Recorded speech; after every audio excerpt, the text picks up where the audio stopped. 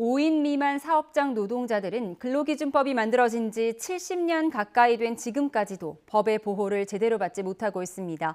법 적용을 확대해야 한다는 주장은 이어져 왔지만 사용자 측 반발이 컸기 때문인데요. 정치권에서도 여러 법안이 발의되고 있지만 반드시 처리해야 한다는 의지는 여전히 약합니다. 김주영 기자입니다. 생명과학 분야에서 일하는 30대 이현우 씨는 최근 4년 사이 4개 업체에서 석연치 않은 이유로 부당해고를 당했습니다. 노동부에 구제를 요청하고 싶었지만 모두 5인 미만 사업장이었기에 불가능했습니다.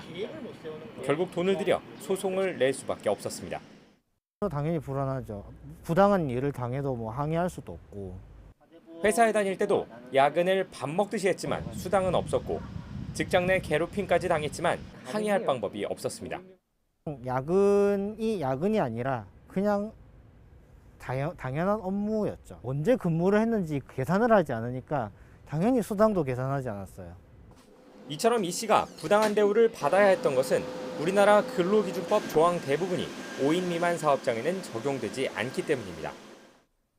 근로기준법의 부당해고 금지, 해고의 서면 통지, 부당해고 구제 신청, 근로시간 제한, 직장 내 괴롭힘 금지 조항이 대표적입니다.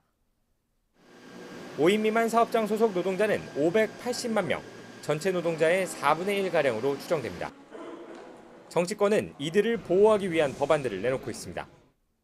정의당 강은미 의원은 근로기준법상 예외를 아예 없애자는 입장입니다. 본인이 선택한 곳이 5인 미만이라고 해서 그 최소한의 법적 보호를 받지 못한다고 하는 것 자체가 헌법의 평등이나 이런 것에 위배되는 거라는 생각이 듭니다. 민주당 이수진 의원은 사업주의 비용 부담을 최소화하는 방향으로, 윤준병 의원은 근로기준법을 모두 적용하되 5인 미만 사업장에는 일부 조항을 적용하지 말자는 법안을 발의했습니다.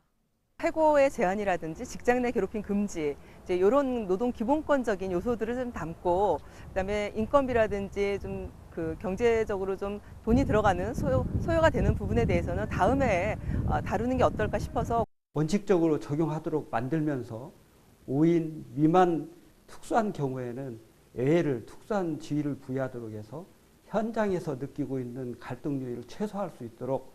국민의힘 최승재 의원은 사업주들이 현재 적용되는 규정이라도 지킬 수 있도록 지원하는 법안을 내놓았습니다. 폐업도 많이 있고 일자리가 줄어들어진 상태거든요. 근데 이제 근로기준법을 무리하게 또 적용하다 보면은 자칫 잘못하면은 도리어 근로자들의 일자리를 잃어버리게 될 수 있고요. 문제는 이렇게 발의는 했지만 여야 사이에 별다른 논의도 토론도 없이 사실상 무관심 상태에 놓여 있다는 점입니다. 당연히 이번 21대 국회에서 처리될 수 있을지조차 불투명합니다.